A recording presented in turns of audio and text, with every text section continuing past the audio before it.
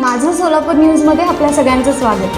कालच बोरामणी येथील गवताळ वन प्रदेशामध्ये काही वन्यजीव अभ्यासकांनी त्या परिसरामध्ये काम करत असताना त्यांना एक महत्त्वपूर्ण अशी प्रतिकृती तिथे निदर्शनास आली। सदरची प्रतिकृती पाहिल्यानंतर त्याचं कुतूहल व त्याचा शास्त्रीय दृष्टिकोन समजून घेण्यासाठी त्यांनी माझ्याशी संपर्क साधला व सदरच्या ठिकाणाला प्रत्यक्ष भेट देण्याची विनंती केली। या विनंतीवरून काल या स्थळाची मी प्रत्यक्ष पाहणी केली। या स्थळाची प्रत्यक्ष पाहणी करत असताना माझ्या असं लक्षात आलं की बोरामणीच्या प्रदेशामध्ये सापडलेलं दगडी चक्रव्यूह हे अतिशय महत्त्वपूर्ण अशी ही संरचना या सर्वच अभ्यासकांनी उजेडात आणली। खरं म्हणजे यापूर्वी सांगली, सातारा आणि कोल्हापूर या जिल्ह्यामध्ये अशा प्रकारच्या दगडी संरचना नोंदवल्या गेलेल्या आहेत आणि याच संरचनेची साधर्म्य साधना असणारी अशी ही दगडी संरचना सोलापूर प्रदेशामध्ये आढळलेली आहे। खरं म्हणजे यापूर्वी भारतामध्ये अशाच प्रकारच्या जवळपास 70च्या आसपास या संरचना नोंदवलेल्या आहेत। त्याच्यामध्ये गोदीमेडू नावाचं जे आंध्र प्रदेशातील एक गाव आहे, इथं 56 फूट बाय 56 फूट अशी चौकोनी आकाराची भारतातील सर्वात मोठी संरचना यापूर्वी नोंदवली आली होती।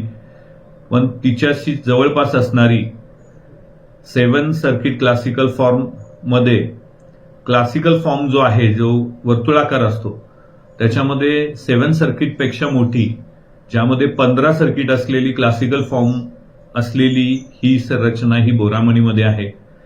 भारतीय या चक्रव्यूहाचा अभ्यास पाहता भारतातील क्षेत्रफळाच्या दृष्टीने सेकंड लार्जेस्ट आणि क्लासिकल सर्किटचा विचार केला तर भारतातील लार्जेस्ट ही अशी संरचना आपल्याला या बोरामणीच्या प्रदेशात आपल्याला पाहायला मिळते।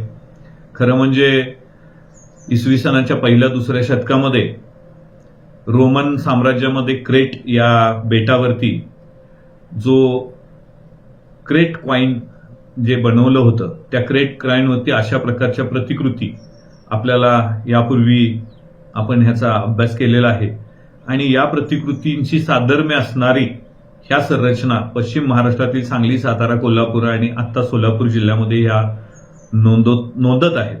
खरं म्हणजे इंडो रोमन व्यापार हा इसवी सनाच्या पहिल्या दुसऱ्या शतकात मोठा महत्त्वपूर्ण व्यापार आपल्या प्रदेशात चालत होता आणि त्याचीच पाऊलखूण म्हणून आपण या संरचनेकडे पाहू शकतो।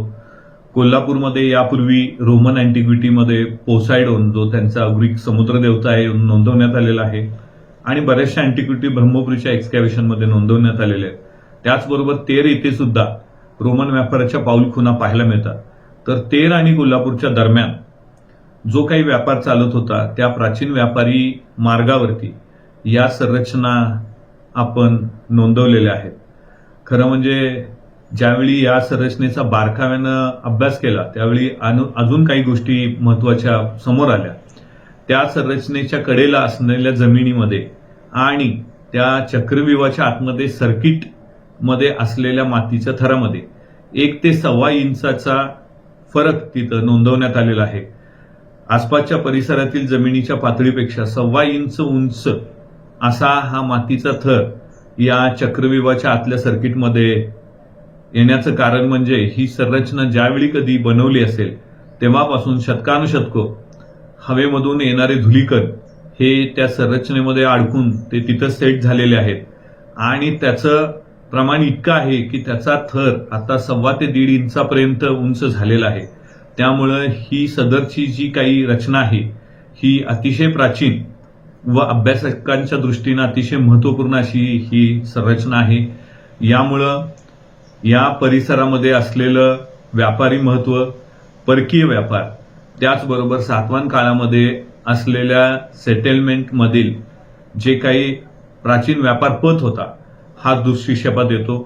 या व्हिडिओच्या माध्यमातून माझी सर्वच पुरातत्वशास्त्रातील अभ्यासकांना तसेच या परिसरावरती प्रेम करणाऱ्या सर्वच वन्यजीव प्रेमी आणि सर्वांनाच विनंती आहे की अजून अशा प्रकारच्या आकृतींचा शोध घेणं गरजेचं आहे आणि याच्यावरती अजून पुढं सायंटिफिक पद्धतीनं अभ्यास करून याचा कालखंड निश्चित करून ही अँटिक्विटी आपण जतन व संवर्धन करण्यासाठी सर्वांनीच प्रयत्न करावे. माझं सोलापूर न्यूज या यूट्यूब चॅनलला सबस्क्राईब करा आणि बेल आयकॉन प्रेस करायला विसरू नका.